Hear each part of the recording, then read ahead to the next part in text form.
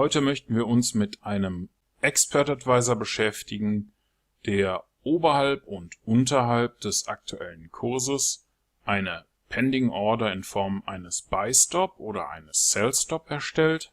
Und sobald hier unser Preis eine der beiden Linien erreicht, wird aus der Order eine Position erstellt und die jeweils andere Order soll gelöscht werden. Diese Technik nennt man Order Cancels Order. Wir beschleunigen das hier mal ein wenig, um zu zeigen, wie das funktioniert. Und jetzt ist hier unten eine Buy-Position erstellt worden und die offene Order ist verschwunden. Wie können wir jetzt einen Expert Advisor erstellen, der genau diese Funktionalität bereitstellt? Um das zu tun, klicken wir hier oben auf den kleinen Button oder drücken die F4-Taste. Das ruft dann hier den Meta-Editor auf und hier wählen wir Datei, Neu, Expert Advisor aus Vorlage, Weiter. Ich vergebe hier mal den Namen Simpler Cancel Order EA, klicke auf Weiter, Weiter, Fertigstellen.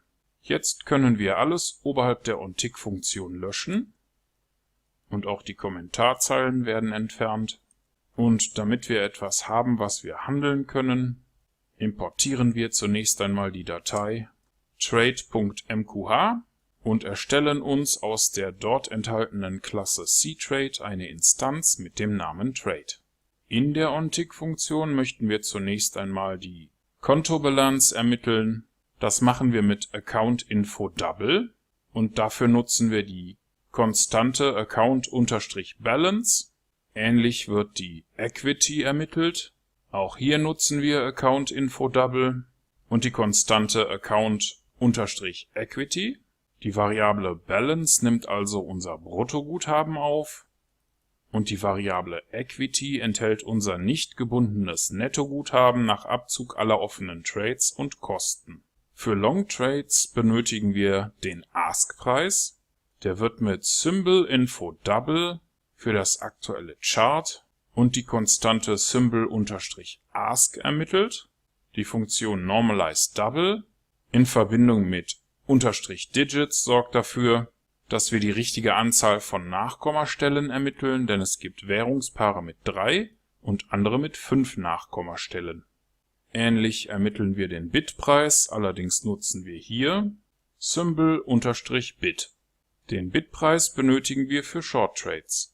Wir möchten Testorders eröffnen, wenn keine Positionen und auch keine Order geöffnet sind.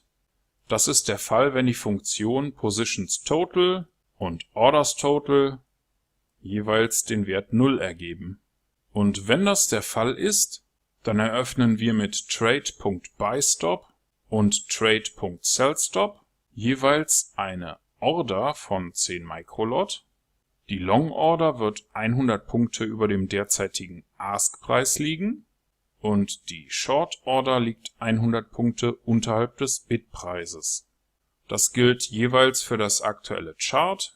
Wir haben keinen Stop-Loss definiert und unser Take Profit soll für die Long Order 300 Punkte oberhalb des derzeitigen Ask-Preises liegen und genauso gilt das für den Bid-Preis, da liegt sie 300 Punkte darunter. Diese Konstante hier, Order-Time GTC, wird benutzt, wenn die Order so lange gültig sein soll, bis wir sie selbst löschen. In Deutsch ist das etwas unglücklich mit Warteorder vor der Ablehnung übersetzt. Andernfalls würden wir hier und hier ein Ablaufdatum setzen, das wir aber in diesem Fall nicht nutzen. Und auch der letzte Parameter wird mit einer 0 besetzt, denn für dieses einfache Beispiel benötigen wir keinen Kommentar. Und wenn wir gerade traden, wenn also unser Bruttoguthaben ungleich ist zu unserem Nettoguthaben, dann rufen wir die noch zu erstellende Funktion Cancel Order auf, die unsere offene Order löschen soll. Dazu erstellen wir hier eine neue Funktion vom Typ Void, da wir keine Rückgabewerte benötigen. Und diese Funktion bekommt den Namen Cancel Order. Das erste, was wir in der Funktion tun, ist mit einer For-Schleife über den Zähler i von der mit OrdersTotal ermittelten Gesamtanzahl aller offenen Orders abzüglich 1 solange wie noch offene Orders bestehen, den Zähler herunterzuzählen und für den Zähler der jeweiligen Position mit OrderGetTicket das aktuelle Order-Ticket zu ermitteln.